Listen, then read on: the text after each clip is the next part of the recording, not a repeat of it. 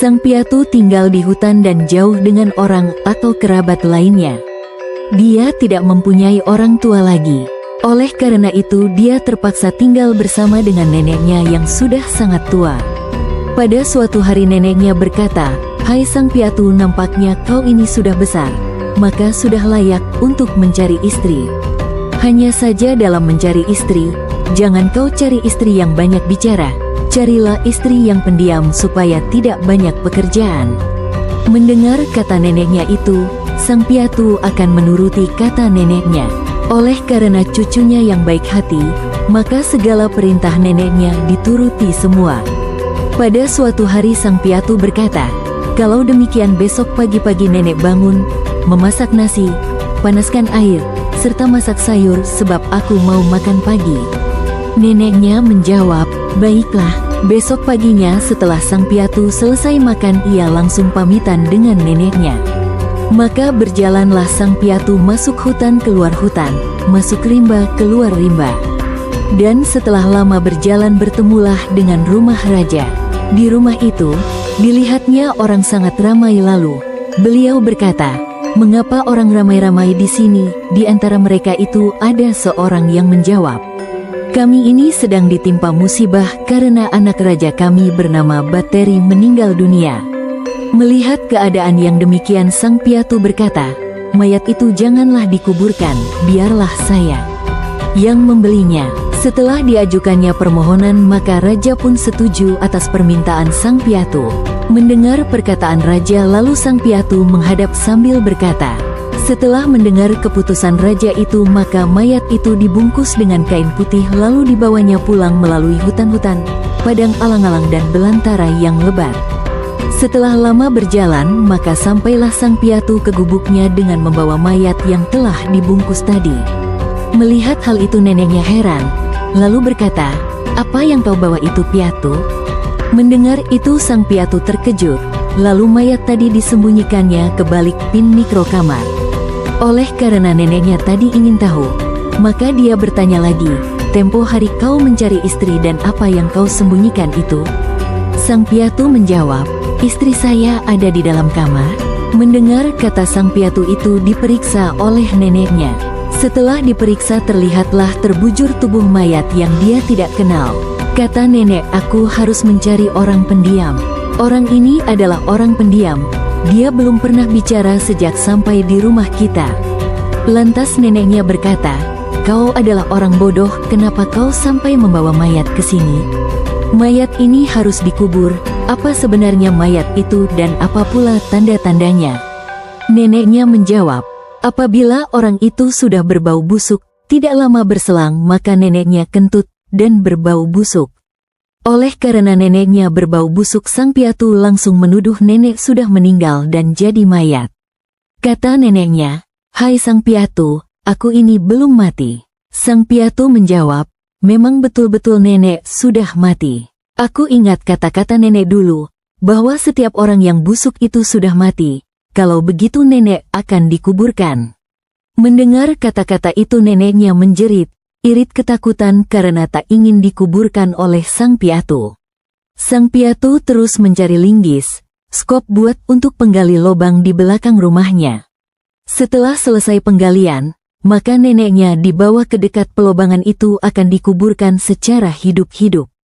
Lalu dikuburkannya lah dengan sang piatu neneknya tadi ke dalam lubang tersebut dan terus ditimbunnya sampai tidak kelihatan lagi. Sesudah itu sudah agak lama berselang, maka sang piatu sendiri kentut dan beliau berkata sendirian, "Kalau begini aku ini sudah mati." Setelah dia bilang bahwa dirinya sudah mati, maka dibawalah cangkul satu, linggis satu, lalu menggali lubang dekat kuburan neneknya. Setelah selesai menggali lubang, sang piatu masuk ke dalam lubang tersebut, ditimbun kaki timbul kepalanya, ditimbun kepala timbul kakinya. Begitulah seterusnya. Oleh karena pekerjaannya itu merasa tidak berhasil, maka ia berpikir hendak membuat rakit batang pisang. Di sekitar rumahnya itu ada sungai. Maka rakit batang pisang tadi terus diletakkannya ke air tersebut, dan langsung beliau naik ke atas rakit batang pisang tersebut. Lalu berlayar mengharungi air sungai itu. Setelah lama berlayar itu maka bertemulah dengan mangga yang sedang berbuah. Lalu berkata, "Hai mangga, alangkah enaknya memakan kau itu. Kalau sang piatu masih hidup pasti buahmu akan aku habiskan." Selesai berkata tadi ia terus lagi berlayar. Lama-kelamaan bertemu pula dengan buah kemang yang sedang masak. Lalu ia berkata pula, "Hai kemang, kalau sang piatu ini masih hidup tentu buahmu itu akan kuhabisi semuanya. Tapi sayang sang piatu ini sudah mati." Begitulah seterusnya sampai dia lelah mengarungi sungai itu. Setelah lama berlayar mengarungi sungai tadi maka bertemulah dengan perampok 6 orang yang pekerjaannya siang malam hanya merampok. Perampok itu memanggil, "Hai, mengapa kamu berlayar terus-menerus ini, dan siapa nama kamu?" Sang piatu menjawab, "Nama saya Sang Piatu, saya ini sudah mati." Kemudian perampok itu menjawab, "Kamu orang bodoh, kamu masih hidup, Sang Piatu." "Kalau demikian saya ingin turut kamu saja," kata Sang Piatu. "Akan tetapi ada syaratnya, harus kamu turuti peraturan-peraturan kami," kata perampok itu. "Baik, akan saya turuti dan akan saya patuhi," jawab Sang Piatu. Pada malam pertama mereka berkumpul dan bermufakat ingin mencuri kambing. Lantas Sang Piatu bertanya, "Kambing itu apa tanda-tandanya?" Komandan perampok itu menjawab, "Kambing itu tanda-tandanya adalah bulunya panjang, baunya busuk." "Ya baik," kata Sang Piatu. Selesai mufakat mulai berjalan untuk mencuri kambing. Sedang berjalan kawan-kawan Sang Piatu tadi sudah dapat semua kambing, sedangkan Sang Piatu mengintip harimau. Setelah didekatinya harimau itu terus menerkamnya. Sang Piatu menjerit-jerit dicekik harimau itu, dan minta tolong sehingga orang di rumah raja terbangun semuanya. Setelah itu Sang Piatu dapat melarikan diri, dan terus menemui kawan-kawan yang 6 orang tadi di gubuk tempat peristirahatannya. Setelah sampai di gubuk kawannya yang 6 orang bertanya, "Hai Sang Piatu, mana hasil curian kamu?" Kata Sang Piatu, "Saya tidak dapat mencari kambing, saya sendiri hampir mati mau menangkapnya, leher saya dicekiknya kuat-kuat. Untung-untung saya masih dapat melarikan diri." Jawab orang 6 itu, "Bahwa yang kamu tangkap tadi adalah harimau." Setelah itu 7 orang tadi bermufakat lagi lalu komandannya berkata, "Kita akan mencuri kantong uang raja." Sang Piatu bertanya, "Tanda-tanda kantong uang raja itu apa?" Jawab komandan, "Tandanya putih, bulat, besarnya sebesar kepala." Sesudah bermufakat maka malam itu juga 7 orang berangkat. Setelah berjalan sebentar Sang Piatu berpisah dengan 6 orang ini, lalu ia berjalan sendirian. Sebentar berjalan maka kelihatanlah oleh Sang Piatu benda yang bersinar-sinar putih, bulat, sebesar kepala. Lalu Sang Piatu dekati. Setelah didekatinya, dan terus dipegangnya benda yang bersinar-sinar tadi. Setelah dipegang, menjerit-jeritlah raja, namun Sang Piatu masih terus memegang. Sesudah itu raja melawan dan diterjangnya Sang Piatu. Sang Piatu terus melarikan diri dan terus pulang. Dengan adanya kejadian ini maka raja kecemasan, dia berkata, "Penyakit apa yang datang dengan saya ini?" Setelah itu raja terus memukul gendang larangan untuk mengumpulkan rakyat banyak. Maka berkumpullah semua masyarakat ke rumah raja, laki-laki, perempuan, besar, kecil, tua ataupun muda tanpa terkecuali.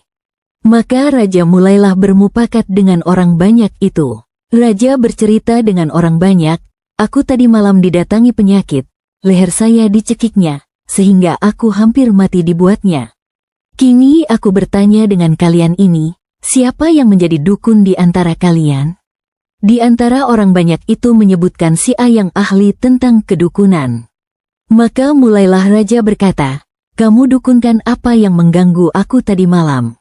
Maka dukun ini berkata, bahwa yang mengganggu raja malam tadi adalah penyakit. Karena raja ada kesalahan, maka kita harus bertobat ke keramat. Maka mulailah orang banyak tadi beserta raja ke keramat.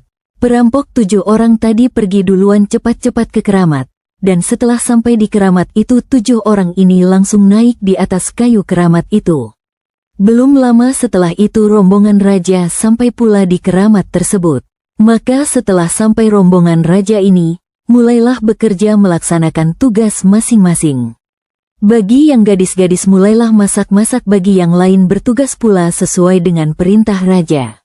Setelah nasi, gulai, serta sayur-sayur lain sudah dihidangkan, maka sang piatu di atas kayu itu berak dan kencing. Maka dukun tadi berkata lagi kepada raja, "La ilaha illallah raja, alangkah besamnya kesalahan raja ini, bahwa yang seperti tai dan air kencing yang datangnya dari atas tadi, hal itu yang menyebabkan kesalahan raja." Maka dukun itu berkata kepada raja bahwa benda yang berupa tai dan air kencing itu tadi harus diminum raja. Maka belum lama setelah itu sang piatu dari atas kayu itu mau berdendang. Maka kata kawan sang piatu, "Jangan sang piatu, kita mati dihancurkan orang dari bawah itu." Tapi sang piatu tidak mengacuhkan dan berdendang keras-keras, maka kedengaranlah orang di dalam keramat itu. Sejak terdengar suara yang keras itu, berlarilah semua orang dalam keramat tadi sambil ketakutan. Setelah rombongan raja ini berlari semuanya, maka ketujuh orang ini tadi langsung turun dari atas kayu tersebut. Setelah sampai ke bawah dilihatnya ada banyak makanan, banyak minuman, uang pun banyak. Lalu makan besarlah mereka. Maka waktu makan pesta besar itu komandan perampok ini berkata, "Hai anak buahku, kita berhenti mencuri sebab kita sudah kaya, segala sesuatu sudah ada semuanya. Kita harus menjadi orang yang alim."